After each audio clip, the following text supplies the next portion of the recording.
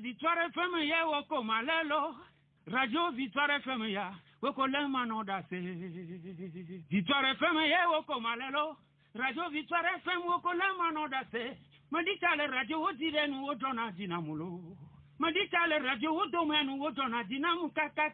Victoire FM ya woko malelo. Radio Victoire FM ya woko le manodase. 96.3. Bena mjibe masese kama fanya jojo wa woko le manolo. Na mjibe mase togo fanya jojo wa woko le manose. Na mjibe mwana dosi mwana enusi mesana afisi nusa penelea o suku nyeto kekaka ikemedoa na mjibe mwana se encore woko le manore Victoire FM ye woko malalo Radio Victoire FM ya woko le nya mano da se 96.3 FM. Yo, enyo mieto mieno miofo mi ajao afeto apeno me omo zomaji mia ni gbe gboto kere a Amagan Alphonse Bogo kenye savon to ko va ichan volé gbe mo nke mia egbanye conseil le fika allo le vos quatre makpadia ni conseil funa kengbele ansi makpadia enyo nu to mo pere to gbanto sireka yebenyi boa enya meke bi nya sina etokumo to manya poe ngule kule moje tu amanya me matwa pacha ntiu anu ko matwa gbele nya jirando nya tudua tino mo fu kata mo po akemi nya sina be no me tegbe ya ami mate yo ya iya dugo to mi po olo be ano mi enti ko gbanye won na toke ya no mojile fi ko ni ma bietu asi okonye be etodo anu vosa futu anye popo nya gere me jaja wada sile gare me ba hiya be o je na glom da tokpere ya mati ala dun se alagbadun kuna na jine ya ni wa togbo no ha bomi ja togbo ma nu honorable Alphonse Bogo me de ku mi owezo yo ye ma ku meton o le ya dejo o fo bere be mojo ncho modo ni gba to gbo mo je ke ni ko ba dongo le ka ko amu bien meta sentolu o mo tira mi encore mi le ya ils font ile elima mais elaya là yi politiquement mi o mi le wo ke mi te wa kan ne togoto tongo dasi mo kwa oui on na bala yi ne du ko dasi mo ni bola yi mi ko de ma close tavo e be du ko la pe me ti ya wa te mi mi to mi ro ko savo oui donc mi le dit ko le de mo ke me ari mi me parti politique ani sele ke fo do oh un se fon yure elle fo voji un se fon yana kama kurenti o mi le do me na ni parti politique le ya quoi oui kafla amo gado mo wa no chan le nyanti avec voix nyon to we do nya otuto ke nya tuto we am se ngba gbo chan nyo ya nke mi nya to ko kokoli akonu chanu fa e po mi la parti e fo gonyure le go katam kwata nyame vo 4 jale be fo do bon pour 4 que les jeux de sensation quoi ma mo nyame gbo vo ka kemo do adi chata ka ba maji man top de fou gado mo wa la bano bibio se be nyam mo ko mi akroban nyam go government wa la bano bibio se be odi bo yo wa de sensation tape yan do wa kaflan no ajo va le si bebe ozi bo no de sensation na normally le quoi na mo bon non moi c'est que pour la décentralisation que oui et ça les que vous votez depuis mars 2007 ils ont voté voilà 2007 au moto décentralisation dit cabo on va me donc mis l'assemblée gamin en 2017 et il va un projet de loi de verre et au milieu de création des communes de communes faut dire Jacob n'en y a pas 2017 au créer commune quoi 2017 kaka va do 2022 ne le pôle loi de comme modification qu'on là ne le pôle loi de ça dit le 3 le lundi et quand est-ce qu'on va nous de juin 2017 il faut voter loi sur la création des communes janvier 2018 après quand on peut janvier 2018 au 3 c'est le senti pour gamin au coup de l'assemblée qui met le sema goma au temi no venez bois bon to mo yo wa o guna commune ya guna préfecture ya guna région ya mi to no le que mi me do aller mais Jean préfecture mais non ni go commune ko région quoi va o gba o gba mi do assemblée mo sous le truc ko quoi autre voter loi bu trop pas même que gomo le mi le dit ça mi ke mi le glo kamea ko mo jasire jine mi wa auto va dire quand de préfecture allemand que me doit deux niveaux de deux niveaux de et que auto commune ka ko région ou de préfecture atoma bon que vous nya ya gbo gama ne mo nya ko se gomero ogbo bon mi nya ba nya que gomo le que mi justifier nya doit comme ça c'est lenti mi bloque mi e me kono clairement bon mo jasire jine mi mo kono wa de fo nya Jacob ni ko mi jo mo sur le yo wa to va le mo nya jo o to ya ma ji ko nya gbo mi le sen va trop mi gbale o be mi ya ko na nto mo ma ko 2019 mi le campagne mi le terrain ji mi mo mi jo mi mo ko mo ja camp mo ja ya ko le lo mo mi jo mi mo nto mo mi nto mo gama mo tutu campagne me gama e yo député collégia et on va torser les scientifiques en juin 2019. Octobre 2025, on va torser les scientifiques. Mais on m'a laissé Covid, donc je le dis là, élection régionale. Oui, oui. Donc, au 3 scientifiques, à trop bon nombre de conseillers, à trop bon les pays, si que on l'a d'accord là. Pour nous que nous n'avons pas niveau au top préfecture, oui, il mais préfecture va sortir, pas d'accord, une élection électorale là, va me corriger. Mi bo mi les élections yo le yon be élection régionale région monoué oui région wanto ma région be de région ma le Togo oui que nous là le ça là région monoué o gba le gobse be nyam circonscription électorale que nyam se be ya ko ya e va le nya préfecture le quoi o va trouver bala ni préfecture comme circonscription électorale et que va ni point dia et ni fifi là fifi 22 mai yama ni se do fiama o gba so lo ade parce que assemblée que elle a produit non présentement constitution de toi c'est sémantique nous que type ngo no be nyamanyana décentralisation au forcer au bono wayo doit moi mo citer non fiaka que ba au moins motivation ko au trois c'est senti de ton un aton adek pas do gba de fou nyama que les ko ça c'est ba assemblée tu a les que yo ba trop fia e ya de fou que nyanu man ti to ko mo van ya gonde ale ko wedo ma bie ka melu apa ma je ma bie me aleke me bi nyama senyala Isabelle la mo chi fi va e pobo de le dom ke kemeri me mun tu ma ko kemi dagbia kemi le nya pele du ke fo bela to ti wala yi ke mo wa jale ke ma ko le dom kemeri a konto e dade e gbere e de fi to godua me bi le ke nya kan va ya do ti nam de e pe voile ma ka tebi me jak abe ta conseil le vous trois mun tu me ne ma vous quatre ne ma nous tu ma wuli ma ko me da kibile nya ko du ko ko la te pere jonti ye du ati ma chite bi kimi dale ma ko gbade nya te tu aname conscience bi elle devient toi propos de Jacob na nya ma blo wa nto mu ma konto ya nu ni manyo no wa jaya no wa da nto ma ko a konto ni re mani oui e go nye no be kaflan o cho apade amara ni me ala kura pama kaflan mi le wo le pla le ke wa kro tu ro ko ma oui ne ni me le commune de ma ni mo so mi agbo ke nyama mairie vo 4 o to 14 beton a otoé akuma ku seba oui ne le ni me le gama proma déjà autant le exercice du pouvoir ko ma voilà ni de mo ranyo voa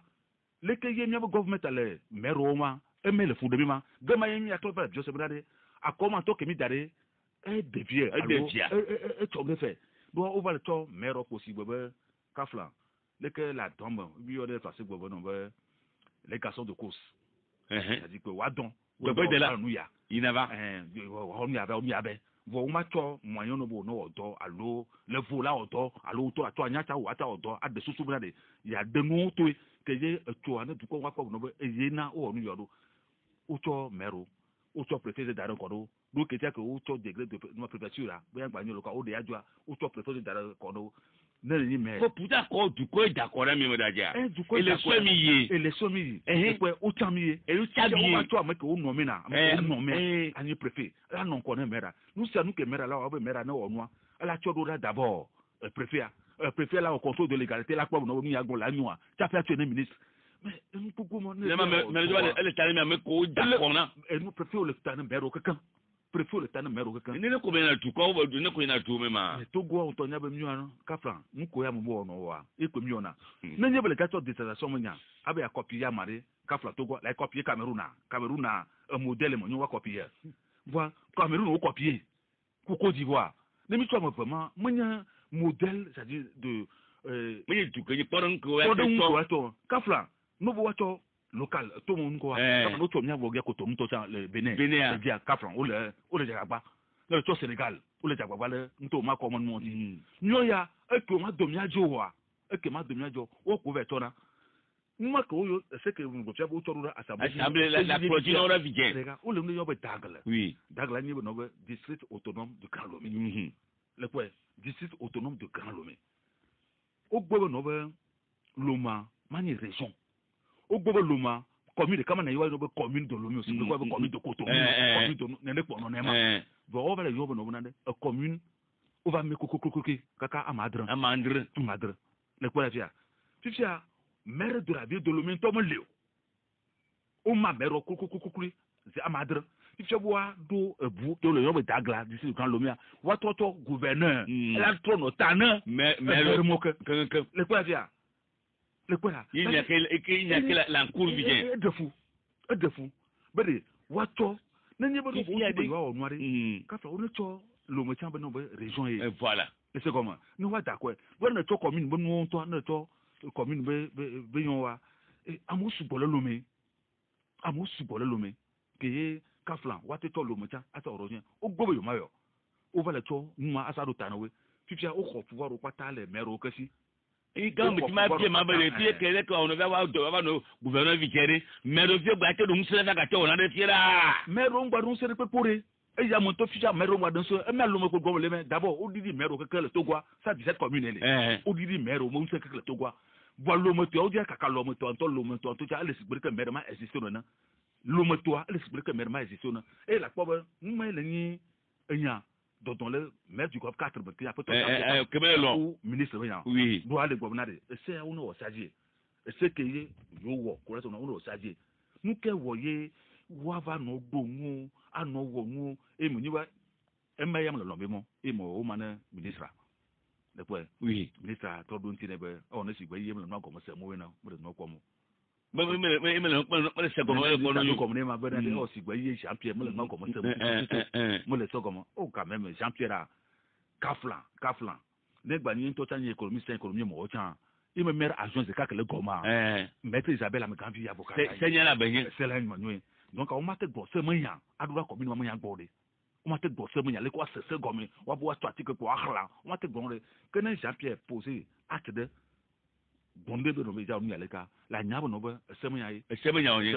le quoi donc à toi lettre minute moi ou de maître Isabelle il est bien action cycle actuellement c'est le même chef on toi quoi dire le conseil de là ou le don courantira ema ko le dire dia le quoi le commission de loi on va nous bon ne ça me pas no voter que ngba jian to ça no bo wa mais na ngba ja be meru wa na yo ngba jian bon bi me di théorie ba que mu kele gbomari o cha le coach ba que le hamile po ne ma nous que de fou le maman nyanyema ba ma di forme de ko on y député au lait bon nyaka ni député bayi oui histoire la bana allo noa ne o me gabo suwa di amare amusala ba kora be no be nyama gama mo doke mi wo kaku ke wa chomba ka 5 donc on va on a peuple la juger mi du koi vonya le so et la juger mi ko be no be encore 2023 ko nyama palo elle dema ne non to problème que donc ameko le a Kaflan le que je waton wa de nous a don yanku gometa a de nous na amo mi la sabi gama ne mi am so to tan yanku mi le gbo ngba paso tan o nya ba yanku gbo mi la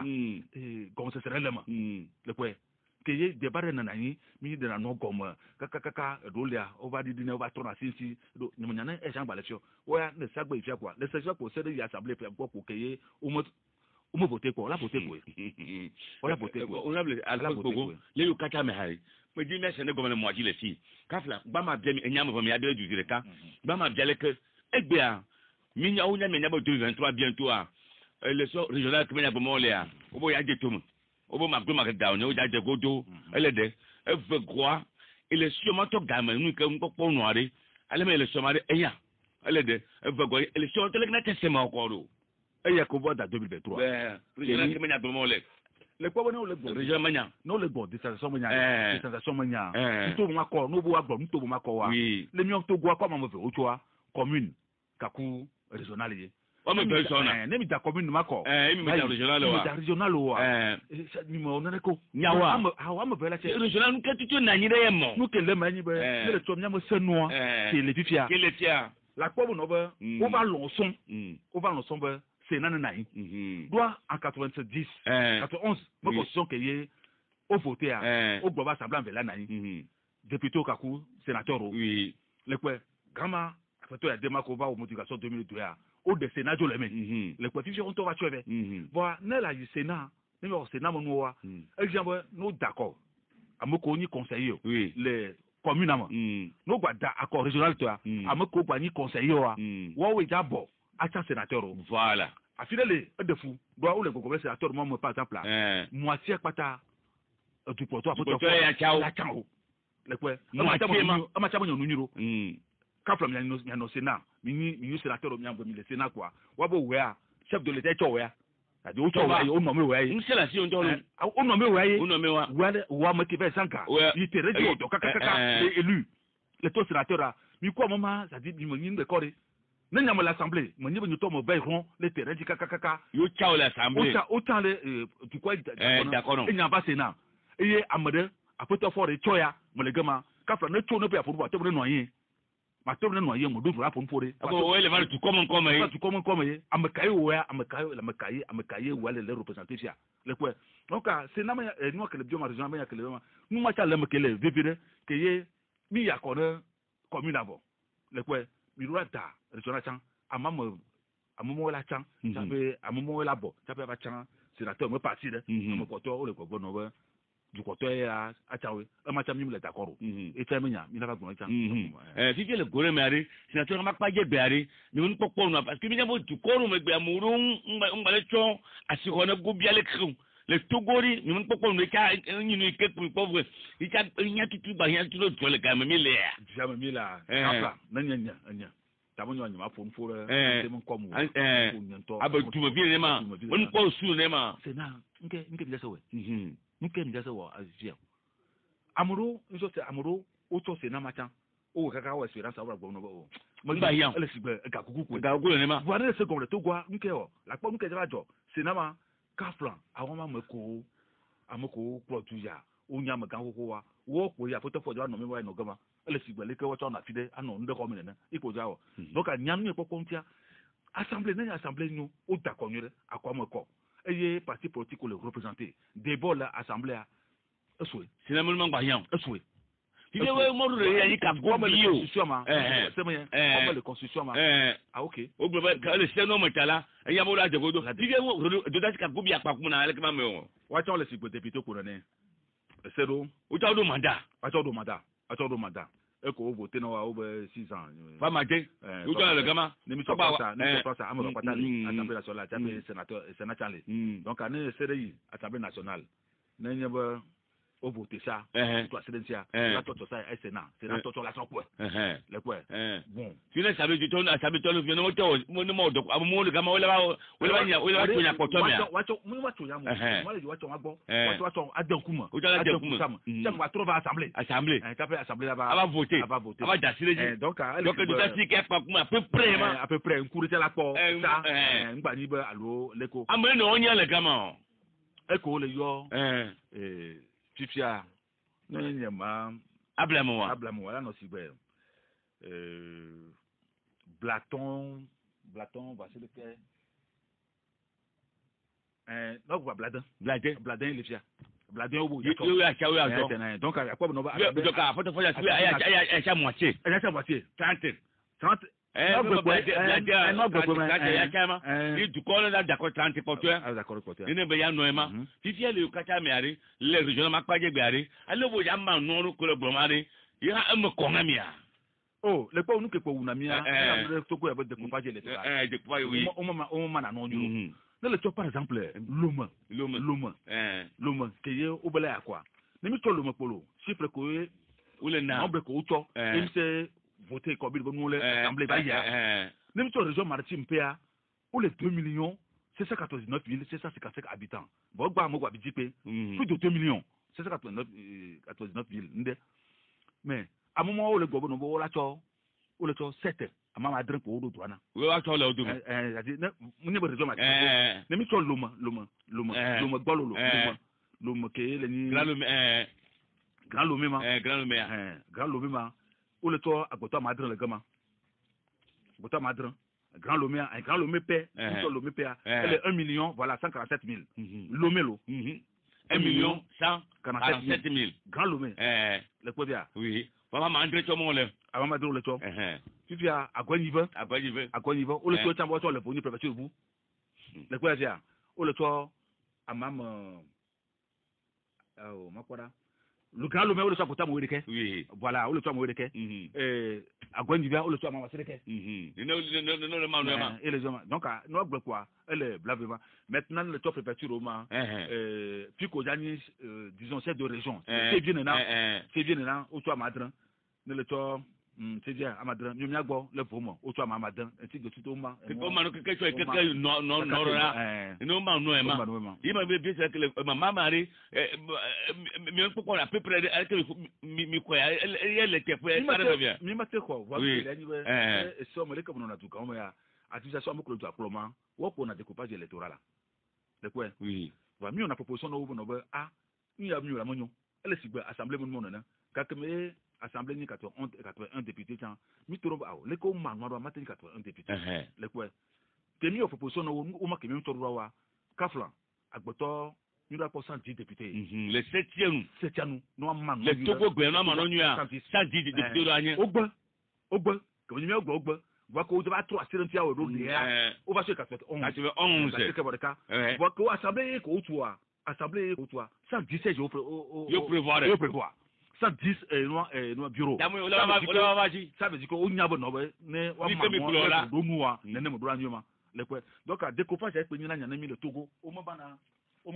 no nyuro voit wa we la sikadi wa we le no manena et bien que le combat que ya honorable Alpha Pogo parce que actuellement tout est c'est bien là elle même chef de pas quoi dire commissaire de la ou le to courant là bon moi c'est les comme wa to c'est moi c'est atko on so le merosi a ça va nan que yon to le dag de mais le normal c'est du grand le même c'est-à-dire il me existe ça tantôt moi do sens de popo moi do sens au créer merole kafran n'yeba no be mero ko pata le lomo grand lomé nenye be do wa bon to cha wa de wa cha mero wa to adomia ate ko mi birewu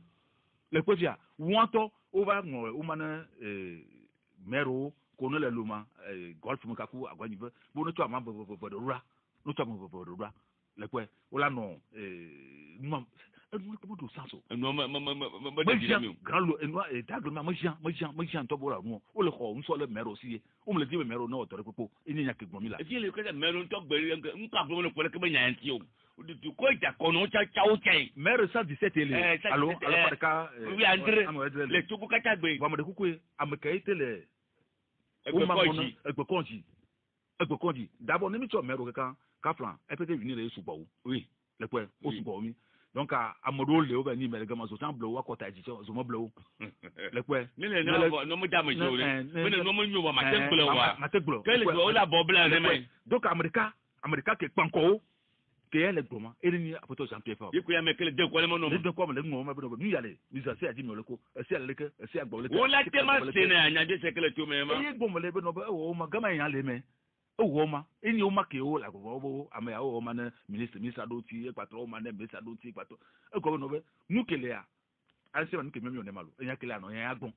leke ku yan le ano gbo tape no to bo ma se wa itan ya buye voa le fait que mero poto ojo zipi jo le ko sigba lo nuwana bo bon le sigba na kafla le me nya wa de jo le quoi dagma ke gbomola le se bo apoto Jean-Pierre o ya ndo be no be le be nuoma o na be atasa de ru e go no be kafla le nyama ko bi no nuoma mera odo droit on to igbeta le tesa me odo droit adon ko na mo adon ko mo atasa de ru ko gbo nya mo ou bien à des de rue go mo ka ke le ima toma ale le se nem ka ni me le miam toma pour 80 4 francs amoko no to o ngare le ho to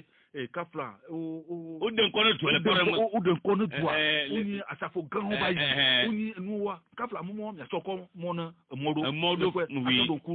asado kuwe oni o kwo to oni o kwo elema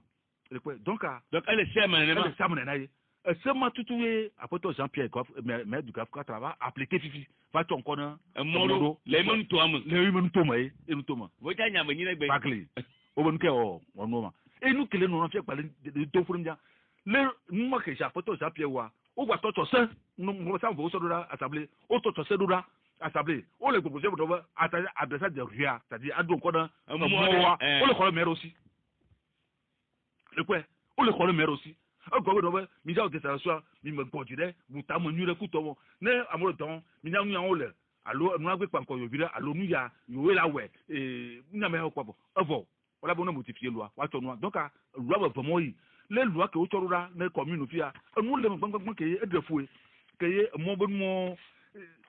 edefu ke oni compétence propre ne maire yo san o ko le aussi do yin ayin gba kokoro mo kwata ti gbele ke commune won to dina mo o ko na yin gba ku to mo wa o be fia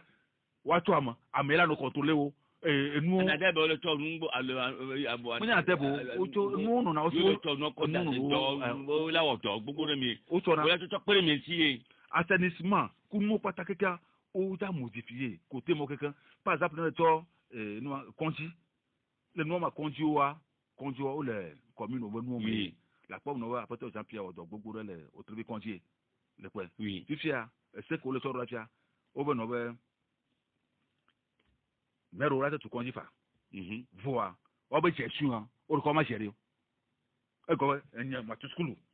ma tu skulu akro kaka adiga o economy le commune atu skulu le commune agien skulu ya voa mo nya la chere chesu han o be no be amobula chere ku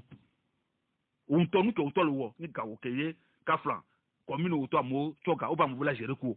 le ko mo du sanso ele sigbona o le to sapora amanti amere wese yole ame ya oleke wa to se aleke wa di du sene ame ya oleke wa to se ya adi du sene ipo ngole le pe donc a se ko pata o torura assemblée fia mo peke gbomole fia kaflan a khon se le maire de Lomosi e ya mo ke o sorata a khon se le apoto Jean-Pierre Fabrici e de fou mo en gbaji de ça me ministre cha ami ju le po me do na pele mi a e gbaju le gbede meji sugbon to mi le po dan to lo mo nya video lo ke no de quoi ba club va su do vine ne ma club mate glomé c'est compliqué ola ni mi jagbo ola ni mi jagbo ko bi me yare ni enu de pe ni de do afo do ke tia tu bon ko to ba assemblée en 2017 ma 2017 ma jagbo ni ga pe important ça e fallait que mo egbe ade bi gba pe ba si ga ko gbe e mo le vile egbe a le ke mo le visa mo no vide ngba lo do c'est tout ko to en 2017 ma nu ke de ogun ro gbo no be ne bo awo dissertation commune wa de au moment discrimination le choix de la communication intégrale du pays est opéré en respectant la non-discrimination entre les communes. Il y a de vos communes. Oui. Vous voyez que la suivre la commune ou le choix ne commune le moteur et le nouveau. Le quoi? Ce dont les ne l'homme ou le choix ne commune le moteur pour elle vaut. Que commune connue pour toi que nous connaissons l'intérêt. Nettement c'est le nouveau. Vous voyez peut-être mini élu au milieu mini conseiller. Le moteur pour galer. De fou o mate o sede commune o mate na yin 116 o la o sedo amodo wo ya o mese ya amodo ato mese yore bo bi pata mi illuminer conseil yore désertion ma si que du col désertion ma o ko na wo désertion no mo ja wo no pa yo do ami no tu ya ma kaka le gbeja populateur ba yi ke ye o mo yo allo délégation spéciale bon mo mado kaka le ke délégation spéciale o le ke ko to no no ji o to ko no mado ke yo ba désertation ja merova commune o le ja enye no no to no do ke ja kafla amosable di bia o to le be commune no wa poyi le so ba iti a ya de ko le me commune ya ko le be commune kafla ne cho ne ga gba su iwa ya ni ya iwo ya le ko ja la te yo nko bo ya fia no mo to nse mero o mo le to nko o be ga nko la je ku to mo wa de ko la o to aro le même chauffeur me ko ani me ko tona funu a mi nya ni tole ke ba ya o va voter c'est le gama coureur chef des partis politiques ma pa jinti ye to ma pa gire ye me ko na mi da sire je a c'est ko ju da sire njoma pi da sire je bon kaplan o le gbon be fidèle o le gbɔn tabo nɔ bena ne la do parti politique ma fondateur ado parti politique la ni ka plan tokotɔ togovi zizi bon o va se pe tiantɔ kele ye ma lo o se pe tiantɔ ka plan ne le togo ka le o pa mo wa la mo wa ni togo ni ama kun tɔ tan le o 10 ans le togo donc a alo nationalité ke ye o tsa la te pro o tsa la te non après pas tu as au demandé tu dois la ni togo vi donc bon ye yana kama kuno tina miyo yo togo vieux mi allo togo vieux mi oui donc ye mi pom ne ka ne ja be ja o nationalité kapa o ne to tan de to gbanya mo bu to tan togo to wa ne no togo to wa le to nationalité allo ate du ni kapa ate do fe ne no edo to bo do to sa la te ko allo ne to do no mo do ate ko ne te deux parents la te ko bon nyo ya bon ye me de funa global fondateur ma fondateur ase go parti ya nyo ya ase mi tu sais mi pata mile bido nationalité mile do anyo ima me va mo je ke mi adogo mi abe kula ke to go do wala gbe megbe ya ye am bara lo kwa para tonti mu kwata honorable Alpha Pogo anyo ke do na mo togo mani gbe gbe de nku ka mi jo lo pala ke mo yo ne e mablo ya kafla diagisme ya no mo nyoro combattre e ya manya no nyoro ne nyana ye du mi ma vo manya ka kuma ya moja ati kwaje nyajo awo no yo wa ya ni nu defu bon voilà ma gbo ko duro nyana me tene to chale mo duro wa o se gbo o ma pa le go kam ne nu bi de gbejo po wa ba jaji sowe ne de gbejo po wa ba jaji sowe kafran yani mo no ba jaji mo lio le pe amu o le onu ku to won ni ke po le jani bo no be ne eyan ba ni jaji mo ya o no to yan on mi le ke no ajore po ono gbon mi oui e le bebe de ma no bu ono bu gbon mi o doa kafran mo ko me ko ma ena na garo bo no bo yan lo le no guna la gba no to ko bi o se bo yan gbon le to ya de elle est vraie elle n'y a pas tout mo la ni na ma no direct quoi ni am poto ni mo to asile to pe asile to reka ma siga ke le to ya ke o gbete gboro ni Alphonse Pogo o te gboro ni abo no be ni be to to asi be ni be no benigram ni be obole benigram ni sagba ri dozi beto na nye be amo kretu pro o te gboro ma tinya ka flan na mo ogbun de so ma buta mo nyure na mo ba mo de ba awo nu reka ma mo tabu sape enya klase ma no gogbon ma kwate no bu ke gbon la e kan yan to e doka nto no me ko to jugo mo no kaka unka wa to ro be be benigram be sabo dozi be to do asi na nye ba amako ye te gbon yama va radio ku telezi te gbon ma na mo to no be no be ka flan mo ya vale ko ba ta kamera ma buta mo bi te ba no o ma te gbon ba ko de no ma ta bo bi de do ke ti yan to lo gbo donc nous que projet assito me nyamala enyu ne que marque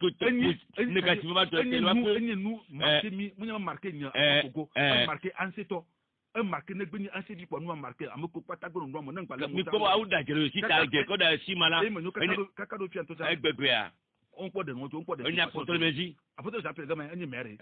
le to le doa le kwe bonya balenti doa yan balenti eye se ke to kwa so asabletia o gwa gro mo tabo no be ne le ni mere fia le di me le bi ajo to go to jere ji no du ko na commune wo ave yo no le do la autorisation de sortie si vous ko ku atile do to na e go ne be apoto ja pia na do do ma la ko autorisation de sortie atako me agba ko autorisation de le tribunal be OK ya to do mo o ko nyan nti be to do asi non va même dire mi ho ne ma ni je ni mate da foi Ghana ke ni ma ko no agbare ko akọ no mate ko jile no o mate to asile do nyama asa de tanami ke o me de ke gbo kaka fa mo we no kwa mani amako gbon ya mo wa gbonu vlo to mi ati kwa wa ba Nigeria wa guje no bo ame oleke ame ba ta kamera ke ame oleke kwa ma buta mo ni ma ko no mi ma se no ko ni te ka se ma gbo ma kwa te ta sele jina da ko do to mo to nya o donc ale buta so nti bobure ke ngwe ba kwa na ne munya aba kwa ma to ma ko ndo ke bobo no bo ba mo ba ta ka mo le fi ale ke ku awo d'accord voix que mo zubo mo to nya o wa ni ro akpo mo nyire ta pe nya kelmese mi agbo Et nous, on va me dire ça donne à mais quoi dire bien même un focal 99 70 70 90 allo 92 02 80 63 quoi. Nous mettez comme le caméra là mettez bien faire oui. Allô? Oui, allô? Nyama ko meto. Ofonyorelo. Pele malo. Pele. Pele bien pas. OK, mdogone honorable. Pardon, oui. OK, non. L'Italie dit de laisser revenir. Parce que je veux que nous sommes encore avant que les médias avant lolo. Bon, et nous qui dit ma gloire pour nous et ben va les subir et nous avons assemblée de Nyawa quand il est 14 les couleurs de la droite et alors pour boycotter la droite est-ce que nous quand nous parce que Nyang Blabena 2002 opposition boycottée acte et la faute la mère des fautes 2018 c'est un acte politiquement criminel mais et bon voir le bon peu il a duré voit Ekbea mais le pouvoir après les élections de 22 février 2020 oui Sénat c'est parce que vous êtes parti dialoguer moi j'ai Eduardo Kenya a créé CPCD et nous l'avons autour le fond. Est-ce que dans CPC a maté comment la tête blanche il y a quoi pas ta vedette que tu me laisses moi la tête blanche le fond. Même à façon terminée à Bolivia est-ce que nous entend nous la gagnera bien au d'accord troisième force quatrième force cinquième force rapport de force moi était quand la question aux discussions même une discussion les d'unité opposition pour le pouvoir ni na kuro et mouvance présidentielle la opposition la pour FBA amokoe seni pour me créer derrière le frontière UFC que dakone fonya sinde directement que dakone fonya sinde abat amo pata ko dakone fonya sinde o mele opposition mais est-ce que dans la tespania il y a de non coalition vous ne mettez ça au doigt il y a mati dire kale OK akwena fofonya pele bon ya amsa manyama ratiji kuna kachara ina no wo chande boa ora nkarmo ti gbon senene no in to gboro ti yabo no we mi mayi election 2018 oui we mi boycotter eni nu de ke monyo igbo ntole bon ebe mi ba le CPC bon on a cotation bi le yama nko gbe de kala e ka no wa ni de nous communiquer mi CPC do nous kitimi na nuanopia kafra nyado to mi ase yayo nuko jawa ne ya kele meti na gbonnawo ne mi le o ma o ba le reprocher chan bon je ne sais pas demain nous mais CPC mi ayele que vous c'est que la conduite bari on va dire les camarades ko no wa sewa mi tona mi gbonna government mo mo le government be no be CPC mi gbo mi jabo re voilà que le bibira ne je bo jo CPC a ne ngoma ni CPC le a ne gboro mi o jujura mi ke o jagbo ni ya gbo tanya ke ko de tu mi kafra amoton ko va ya mi ye ya lo mi do lo ya mi ye c'est va se nyan ko le nko la gboro ko donc mi ma gboro no be mi mo le CPC bo mi gboro no be kafra ni parti politique le do ma o ra do bubun ti o ye mi ma na yin po wa ta lo bi bo no be to mi va CPC mi afu mi nyan ke ti mi le bro ko mi o le tna o le IC bo no be na ne bo ti mi va CPC a no ngoro ma na mi a do na mi o jujura ne ma bro wa ntoto tutu mo to wo yo fo ko mo yo bo to gwa o wo vivia o na mi o du jour oui donc ari po o du jour quoi ne me quoi nyayi abe o no mi oui allô oui allô bonjour me de kumya maniko Félix bien ya fa Apeton Jacob benade non le ploju ye capital libo les mairies koni mairie pepe on mais opposition quoi la si aucun que le capital là voyez ouvert les benri ko le à l'intérieur au capital à domu le wa me kaka siberi ke le wa me l'intérieur bon capital la mi ko nous le vous VA lo zere kaya tete bon l'intérieur ka mo ko nous le vous ke amola gbado trinya o gbo so wa funu yo gbado le dakono le so wa problème le funu tutu ben wa et puis go no le plodu eye opposition ho mairie que le capital a quelqu'un la si wa ko la te no wa e pe wa parce que on va do pe me de ko on va do pe mo on se de pen la si o ma ba tempo pour ya me la wo no na donc là o tout possible et la muselé ne ba mo no po golf 4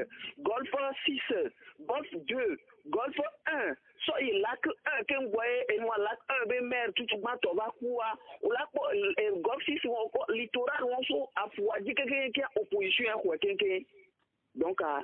n'avait du protone doit y roumer ne wanyabe ameko le pour wa le nyan no le pour capital libo ke président so le ke amoko na nuna ye o mu dana kona o bo le bombe intérieur o le dakona ça veut dire ko le frauder à quoi yo wa mais quoi moi France be élection wa ko et moi de ko gouvernement et Guadeloupe ko do to no akpore ke politique ale le funu no akpore ke o le Macron dit o na Macron dit le o la Macron dit le fi o la Macron dit le funu da d'accord Félix akpere ka donc mi senya wa peuple mi senya wa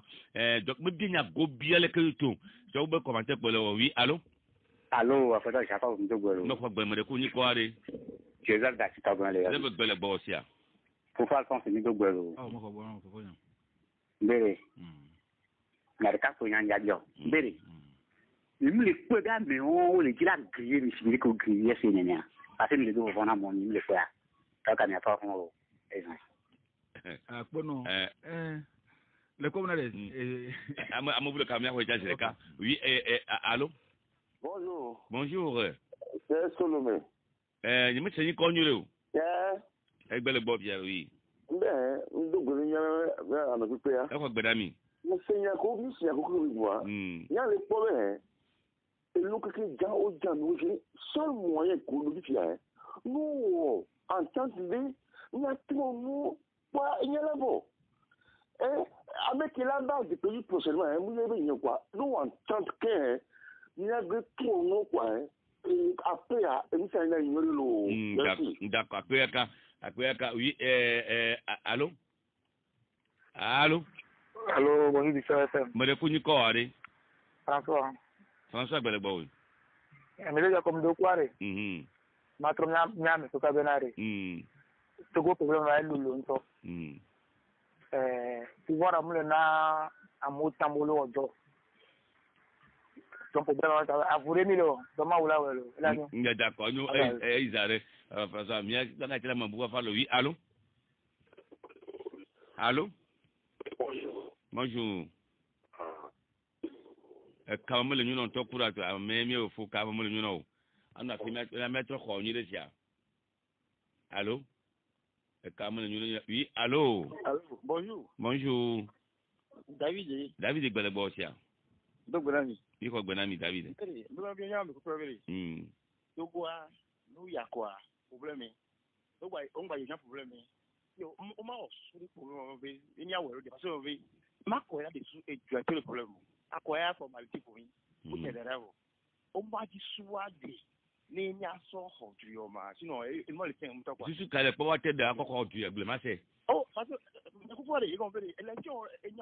moi on lit avec bon quand le moyen et quand la police un yang qui me quoi nyawa accord quoi problème nyawa là on dit faut tu pour accord David accord formality pour venir là David ko ne ko se moi boule mi ate wo ba ate kwa du jile to go ni ba dia ode so ko la wa ko beli no fu me la ala bonya la si o jila gbla lo ma te go le mo ayo akbe David anyo ka kale jile adego bye bye oui oui allô oui allô me ba ko me to bonjour me de ku ni kware ma Joseph egbele bo Joseph il y a contact opposition. François Dacon. Le son gagné trop pas tant. Mais le même il va quoi. Et nous, les problèmes, il y a tout le monde. L'opposition togolaise, tout ce qu'on veut. France, une PESCO, à mon nom, Macron a les minoritaires l'Assemblée parce que ils se sont réunis. Deuxième chose élection pour le bas pour aller au mou encouragé au venir de ton loyer même il est bon même malgré ça même il va majorité ça au moins vous aurez une minorité de blocage d'une façon ou d'une autre donc même il va on a bon courage encouragé à moi parce que les gars c'est que si les cas pour les gars si D'accord. Joseph, après c'est bon, nous le matin à honorable Alpha Pogo. Kafla nya c'est le groupe bien que tu tout le les gens pas nous voilà mon objet aussi même Joseph. Joseph. Assis au gomme élection ko député ma ko dans la France bon ni pas mon nom tout. Kafla, n'y a pas ta mission va comment et nyamoko wala politique au malo nyamoko we nizame akwa nous donc moi nous donc d'accord amodo bo ko bo ni fait nous ni foot ni ton ni Jacques nous Mélenchon to bon au bo dit on me croit majorité d'accord Marie Le Pen il y a des cahiers et quoi jusqu'à 89 députés 89 les quoi 89 députés les missions les républicains ou quoi jusqu'à une soixantaine bon nyamoko no be ni wo espérance bon kwata le Togo va y avoir no tu ni wo mo keke ni ono et voilà que mi va c'est 14 ans ni ko nous que toi n'en be mi no tu à un moment donné mi wo doré kaka va y et tu j'ai bien bonare OK mi go espérance bouchana ni mo ko ya bon tere se gomu ni mo ko ya amomo tere se gomu mais Togo situation Togo me nya po Togo do comment les situation comment les pour Togo régime pour Togo doit que tu le baigner le petit et mi no c'est 14 mois pour mi no c'est 14 mois les que mi no tu ni mo no tu ko ankadio na to mo no nwamo voilà na yango sema ka fa na ananye ano no vieux gbo no vieux ta tour a ti peji 3000 ma gboro enye nuke do bora amonto mo ka saka me mo gboro na mi ka saka be do bona de ndi ya de fu mo gboro ya to kire kape ke yo gboro be no be apoto ja pe be 30 millions bo to 30 millions mi de ma bona de na nyi nyama adre mi ji afide eye o to ka na mi ne to ba gboro na be amaya ma ganyare nyama poto we la yi adu nyama to la fo mfu ai radio agboro awo yo ni ya mi ya nyepa tay afle le jete ne miziki mi non si gboro no be amama ke o la accuser alo le brodo me be ye ko no ne ne me lema kafla ne tuwa na mo la gbado la buta mi alo vous Jacob non c'est comme les seigneurs mi doha c'est comme mi doha et alo le me bagbo en tant que disons opposition bagbo en tant que journaliste on y mettait mo famille donago la fibu ne to mi gona na mo yin na ko se ma ye kwa eyan alo le mi ko mi la gbon alo no le nyama wo amose bo nyaba mi ko bi na fo ba gbon lo so ntinya il va chez na mo buse yo be no Jacob be gbonyama amose amala gbon yo Jacob ko alfo so na duka se game nko ni Jacob be gba ke yama elle était kere ne la to do ala to buta mo na me ka to ai donc mi le gbo na de OK mi mo gbo mi gba do agbre gbo mi ya do mi buta mo nyure so yin nya me ke mi so na do mi ya do avec voir mi buta mo nyure ate gbo mi ma do ho de ate arrivé mi ya do ava mi ya do ame ke mi ya do aku nko ri la normal c'est-à-dire que donya ya te pas la normal ma ni ya mi do asema mi na do fa de quoi toi dia Amre David le gbon mi ma jinbu la o abuta mo susubure ma bon mi di ma gossip le keye apoto ministre ti wa gbon no mi di agbo yamo 3 mois kenyi ministre allo et télévision dit moi de Togo télévision étrangère et le gbon na opposition togolaise aba no bona no opposition togolaise hein ne be ko pouvoir ne be di ne ma o ne be di ne tu egbe ga mo se ke be ne be di tu mate mi di mi o si gbe ne no do mi gbon no to ko vieux mi parti politique mi nous que mi toa moi quel métier ni mi toa et ni d'accord le quoi donc nous mati mi lutter na kasa gbona de on a amélioré cadre électoral là on a janu yado nous mati pas mi ba na radio mi ba mi na télévision gbona de c'est ya bo da voter c'est ma do mi ajo mana do mi de na mo ko no Togo view mi de na mo ko ko mo gbona de ni no view wase Togo view wase kafla de du mo da ne amere le gama mi do yo so won yo nu na ma se ni mi kara na me anya wiyo na ni na yo de ma se nya de no amone se no gomo ko dokuma ne se no gomo na de ni yo do e nyam yo na maintenant mi o se no gogo am se prendre conscience a kaflan on ne be no na to am ko mi akloma o la tro voa mi o si gbe no 3 mois ke gbo no na ne mi di mi akọ mi to tu ya mi di mi o ya si ba o si gbe ya na ke gboro d'accord ni me to mo so no a je dois ati ogbo de o di la green mi la ka green ma o ye se ne ma le quoi créer miro nenye be kapla UFC lo créer et ainsi que benyamola ainsi matel on va créer gbado donc menye be no bana nenye be amo wonu le na gbon be no mi o wa monyo le gbon no be se a o le zo saji wa menye go onye be no be le gbon no le koko gbon no wa menye go be no be le to ko na wo re allo le to ko na nenye be Jean Pierre tele ngo let na ministre Beaucoup si. Benu y a que c'est avec nous aussi c'est avec n'ke ni griot.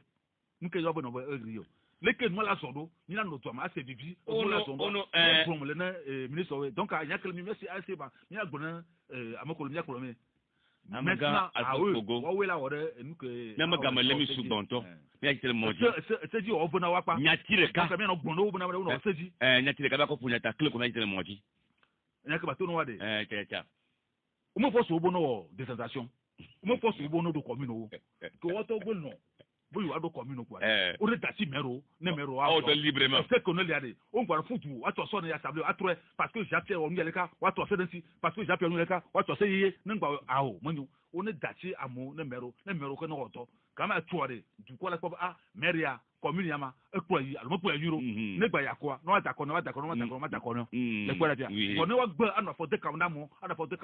no mo nya wo wa élection locale nto ma ko ba o ja kwa de ko to la yo do ketia man nyenu le gide na tuko Amaga Bogo Alphonse Akoyaka akpono mi ba jimi po akpono photo chako mo po ijonto Akoyaka nyawele don mawele don akpono personne pata naye o te semian kwa akpono akpe egbo to mi aseleke ba